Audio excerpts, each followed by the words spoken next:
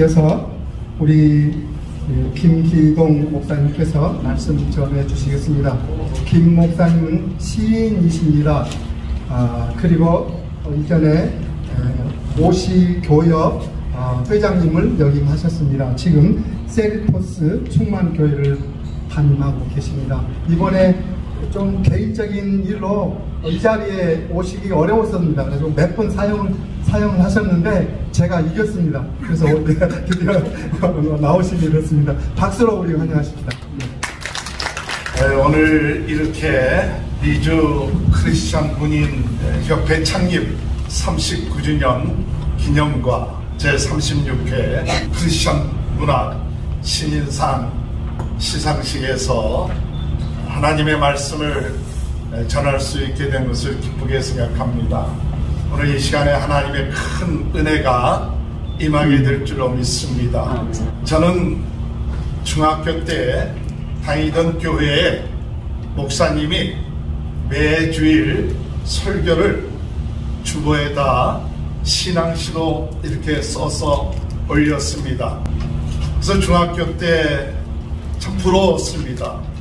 매주일 담임 목사님이 하시는 설교를 신앙시로 주보에 실려있는 그와 같은 것을 보면서 저도 목사가 되면 이런 신앙시를 좀 써야겠다, 그런 마음이 어렸을 때부터 갖기 시작했습니다. 그래갖고 목사가 되고 설교할 때는 목사님께서 하신 대로 신앙시를 짤막하게, 시라고는 할 수도 없고 설교를 간단하게 요약하는 것이 차라리 옳은 얘기인지도 모르겠습니다. 그렇게 말씀을 정리하기 시작했던 지가 40여 년이 넘었습니다. 큐티는 대학교 3학년 때부터 시작했고, 또 말씀을 읽고 같이 나누는 것을 군대 갔을 때라든지 저희 집사람하고 1년 동안 결혼을 전제로 해서 사귀자. 근데 조건이 뭐냐? 매일같이 큐티를 해갖고 그 큐티한 것을 매일같이 보내자고 그랬어요. 그렇게 하다가 결혼을 했습니다. 그리고 한국에서 한 7년 담임 목회하다가 일본에서 한 14년 교사 활동하면서 여러 가지 어려움이 많이 있었지만은 그래도 매일같이 하나님의 말씀을 묵상하고 또 그것을 간단하게 쓰는 것이 저에게 있어서 굉장히 큰 힘이 되었습니다. 그리고 난 다음에 2001년도 9.11 터지기 며칠 전에 미국에 오게 되었습니다. 오렌지 중앙 선교교회 담임 목사로 오게 되었고, 목회하면서 2주년이 되었을 때 제 마음속에 어떤 마음이 들었느냐 하면, 왜 하나님이 나를 미국에 보내셨을까, 그런 마음을 하다가 그때 당시 고도원이라고 하는 분이, 그분이 우리 대학 몇 년 선배 되시는 분인데 매일같이 책에서 요약해갖고 신문에 올리는 것을 보면서 제 마음속에는 어떤 마음이 들었느냐 하면, 성경 말씀을 사람들이 좀 뵀으면 좋겠다, 그런 마음이 그때 2003년도에 들기 시작했습니다. 그래서 어떻게 하면 사람들이 이 하나님의 말씀을 좀 부담 없이 또 시간을 많이 들지 않고 짤막하게 볼 수 있을까 하다가, 간단하게 시를 써서 사람들에게 보내면 그저 긴 글보다도 짧으면 별 부담이 없이 그 말씀을 접할 수 있을 것이다, 그렇게 생각해갖고 2003년 9.12 2주년을 맞이하면서 새벽에 묵상한 것을 가지고 그 메일로 보내기 시작했습니다. 맨 처음에 한 100여 명 정도 보내다가 나중에는 한 1000명 정도 되기도 하고, 그러다가 조금 세월이 지나면서 브로그가 생기기 시작했어요. 이 브로그에 하나님의 말씀을 좀 올려야겠다. 하나님의 말씀을 올리면 브로그를 통해서 사람들이 하나님의 말씀을 접할 것이다, 그런 마음이 들어갔고 브로그를 한 6, 7개 만들어갖고 아침에 묵상했던 신앙시를 이렇게 올렸습니다. 지금은 없어졌지만은 그때 당시 그 조선일보 브로그 같으면 한 120, 30만까지도 많은 사람들이 브로그를 접하게 되었습니다. 그러다가 이제 2007년도에 오렌지 중앙교회를 사임하고 3개월 동안 이 말씀을 나누는 것을 좀 중단을 했는데, 근데 제 마음속에 하나님의 말씀을 계속 우리가 묵상하고 나누는 것이 사는 길이구나, 그 같은 마음이 들어서 다시 한 2-3개월 후에 같이 이 말씀을 나누는 것을 계속 시작하는데, 솔직하게 얘기해서 저는 이 굴재주가 없고 또 문학적인 이런 표현도 제대로 잘 못합니다. 그러니까 어떻게 하면 이 글재주가 없는 사람이 매일같이 많은 사람들한테 이 글을 같이 읽어보라 하는 것도 부담스러운 거 아닙니까? 근데 그때 하나님 앞에 기도하면서 깨달아진 것이 뭐냐면, 일본의 하이큐라고 하는 정형식적인 그런 시조와 같은 그런 형식이 있는데, 실력이 있어야 자유시를 쓰죠. 실력이 없으니까 이 매일같이 새로운 단어, 새로운 창작, 이거 하기는 굉장히 실력이 없는 사람에게는 부담스러운 거 아닙니까? 근데 그때 하나님이 지혜를 주시기를, 실력이 없으니까 영시를 쓰자 그래갖고 3자, 5자, 7자, 3자 쓰고 그 다음에 5자 쓰고 7자 쓰고 그래갖고 7행을 만들었어요. 어떤 본문을 보든지 간에 3자, 5자, 7자, 3, 5, 7, 7행을 만들어갖고 간단하게 신앙시를 쓰기 시작했던 것이죠. 나중에 어떤 꿈을 갖게 됐냐면, 성경 전체를 이 3, 5, 7 신앙시로 성경 전체를 한번 써보자. 그래갖고 계속해서 10몇 년 동안을 쓰기 시작했는데, 아마 지금 거진 다 신앙시로 3, 5, 7행으로 쓰게 되었고, 중복돼서 또 하는 경우도 있겠지만 오늘날 그렇게 해오게 되었습니다. 그러다가 미주 크리스찬 군인협회 정지윤 회장님이 추천을 해주시고 분면을 해저 7년 전에 제가 오렌지 교회협의회 회장할 때 책으로 내자 그래갖고 책을 내는 것이 누가복음만을 한 권의 책으로 만들어갖고 누가복음 묵상시를 만들었고, 정 회장님이 추천해서 서울문학 신인상을 그렇게 수상도 돼갖고 시인 대접을 받게 돼서 어디서 내놓기가 어려워요. 그런데 2015년도에 누가복음 묵상시의 제목이 뭐냐 하면 붓을 든 사랑이에요. 오늘 오신 여러분들에게 다 한 권씩 이렇게 넣어드려야 되는데 많이 못 만들고 그냥 한두 권 지금 가득가득 이렇게 저희 집에 있는 정도로서 못 갖고 왔습니다만은, 어쨌든 간에 그것이 계기가 되어서 오늘까지도 계속해서 매일같이 말씀 묵상하고 그 시를 그저 매일같이 신앙의 고백으로 이렇게 하는데, 오늘 이 모임 가운데 저에게 설교를 부탁할게 부족한 자가 어떻게 설교할 수 있느냐 그렇게 생각했는데, 또 마침 3주 전에 코로나를 걸려갖고 옳지 핑계가 잘 됐다 해갖고 송 회장님한테 2-3번 내가 낫긴 낫어도 이게 폐가 된다 어절을 했어요. 근데 인쇄까지 해놓고 어떻게 하실 겁니까? 그런데 어떻게 해요?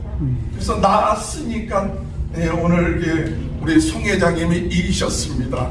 어쨌든 간에 저는 오늘 말씀의 제목을, 제가 주어진 시간이 20분인데 한 10여 분 동안 붓을 사람, 누가복음 이 말씀을 통해서 오늘 여기 모인 모든 분들 붓을 사람들이라고 생각이 듭니다. 이전에 볼 것 같으면 처음부터 목격자와 말씀에 일꾼된 자들이 전해준 그대로 내력을 전술하려고 붓을 든 사람이 많은지라, 붓을 든 사람이 많은지라. 오늘 여러분, 이 붓을 든 사람이 많은 그러한 은혜가 오늘 우리 모두에게 있게 되길 바랍니다. 좀 요새는 붓을 든 사람이지만 붓도 들 뿐만 아니라 이제는 유튜브도 들어야 되겠다. 이 붓을 든 사람, 오늘 여러분들이 주님의 은혜 안에서 우리 또 신상 받는 모든 분들이 붓을 든 사람이 되는 줄 믿습니다. 여기 붓을 든 사람이 많은지라 할 때 이 붓을 든 사람은 무엇을 붓을 들었을까? 세상에 붓을 든 사람들이 많습니다. 자기의 이야기를 하기 위해서 붓을 든 사람이 있고, 인생을 이야기하기 위해서 붓을 든 사람이 있고, 여러 가지 붓을 든 사람이 많이 있지만, 오늘 우리 크리스찬 분인협회에 붓을 든 사람들은 그 초점이 있어야 되는데, 그 초점이 무엇이냐 하면 바로 복음, 예수 그리스도의 초점을 맞춰야 된다. 누가복음 1장 1절에 보면 우리 중에 이루어진 사실에 대하여, 우리 중에 이루어진 사실, 우리 중에 이루어진 사실이 뭐냐 하면 바로 예수가 그리스도가 되셔서 이 문제 많은 세상, 문제 해결할 수 없는 세상에 예수 그리스도께서 구세주로 오셔서 우리 죄를 위하여 십자가에 못 박혀 돌아가신, 그러므로 인하여 누구든지 예수 그리스도를 믿는 사람은 구원받고 하나님의 자녀가 되며 인생의 문제가 해결된다는 이와 같은 사실이 바로 기쁜 소식이요 복음인 것이죠. 이 누가는 의사였고 이방인이었습니다. 그런데 그는 예수 그리스도의 그 직접 대면하지 못했다고들 사람들이 얘기하지만, 그럼에도 불구하고 그는 붓을 들었는데 누구에 대한 이야기를 쓰려고 했느냐? 바로 예수 그리스도가 하나님의 아들로서 이 세상에 육신의 몸을 입고 오셔서 우리를 위하여 십자가에 못 박혀 돌아가시고 우리를 죄와 사망과 어둠에서부터 구원해 주신 이 놀라운 이 소식을 전하기 위하여 붓을 들었다고 말하고 있어요. 오늘 여러분, 우리는 무엇 때문에 붓을 들고 있습니까? 물론 각자의 붓을 드는 목적들이 많이 있을 줄 압니다. 그 목적들이 다르다고 해서 틀렸다는 것은 아닙니다. 그러나 적어도 우리 크리스찬 붓을 든 사람들은 우리의 중심이 누구를 전하라고 해야 되느냐 할 때 바로 예수가 그리스도고, 예수가 우리 인생의 모든 문제를 해결하신 분이시다. 그 예수를 증거하는데 우리의 붓을 더 들었으면 좋겠다는 그런 마음을 갖습니다. 그래서 누가복음 1장 3절에 보면 그 모든 일을 그놈부터 자세히 미루어 살핀 나도 대여비로 각하에게 차례대로 써보내는 것을 좋은 줄 아노니 이는 각하가 알고 있는 바를 더 확실하게 하려 함이로라. 누가는 데오빌로라는 사람에게 차례대로 예수 그리스도에 대해서 자세하게 그가 연구하고 수집하고 또 생각하고 많은 사람들의 목격자들의 이야기를 듣고 난 다음에 그리고 차례대로 써보냈는데, 그 써보낸 목적이 무엇이냐면 당신으로 하여금 더 확실하게 하기 위해서 이 붓을 들었다고 이야기하고 있습니다. 오늘 특별히 우리 붓을 든 크리스천 하나님의 백성된 여러분들이 쓴 글 때문에 많은 사람들이 예수님이 어떤 분인지, 복음이 어떤 분인지 이런 것들을 자세하게 여러분의 경험과 주변 사람들의 이야기와 이와 같은 것을 행함을 통하여 우리 주변에 또 세상 사람들이 좀 더 확실하게 복음을 깨닫고 예수 그리스도를 깨닫게 하는 그런 붓을 든 사람이 되시길 주님의 이름으로 축원합니다. 아멘. 또한 이 붓을 든 사람은 어떤 사람입니까?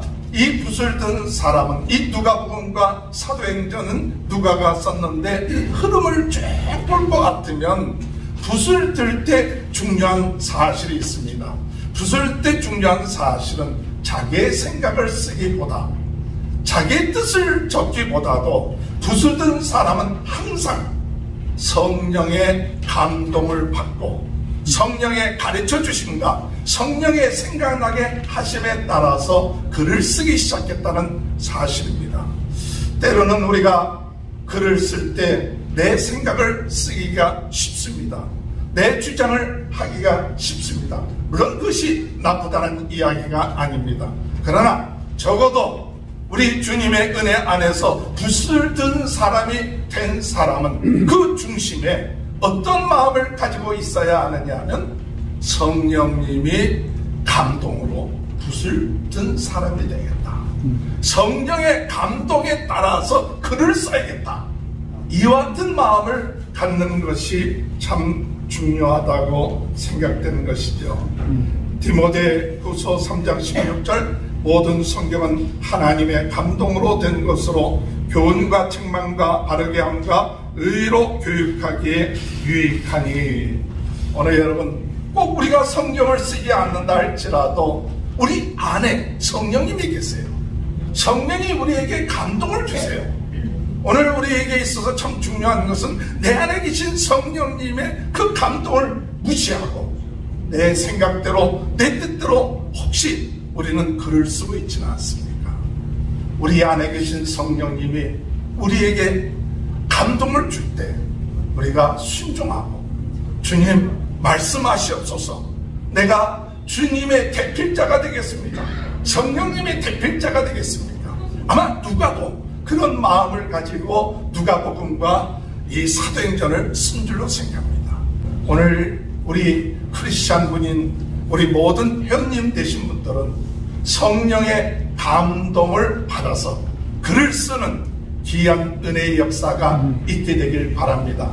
또한 요한복음 14장 26절에 보면 보혜사 곧 아버지께서 내 이름으로 보내실 성령 그가 너희에게 모든 것을 가르치시고 내가 너희에게 말한 모든 것을 생각나게 하리라. 오늘 여러분 성령님이 우리 안에 계셔서 우리를 가르쳐 주십니다.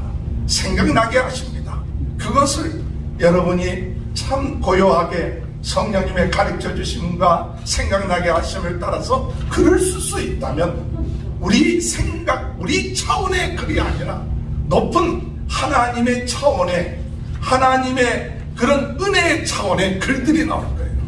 그래서 이 글이 내 차원의 글이 아니라 인간적인 차원의 글이 아니라 더 높은 사람들의 마음을 감동시키고 어둠의 세력을 물리칠 수 있는 그런 차원의 글을 쓰려면 성령의 가르쳐 주심과 성령의 생각나심에 따라서 글을 쓴다면 우리는 이 어두움의 세력, 이 하나님을 떠난 사람들의 마음을 감동시키는 역사가 있게 될 줄로 믿습니다.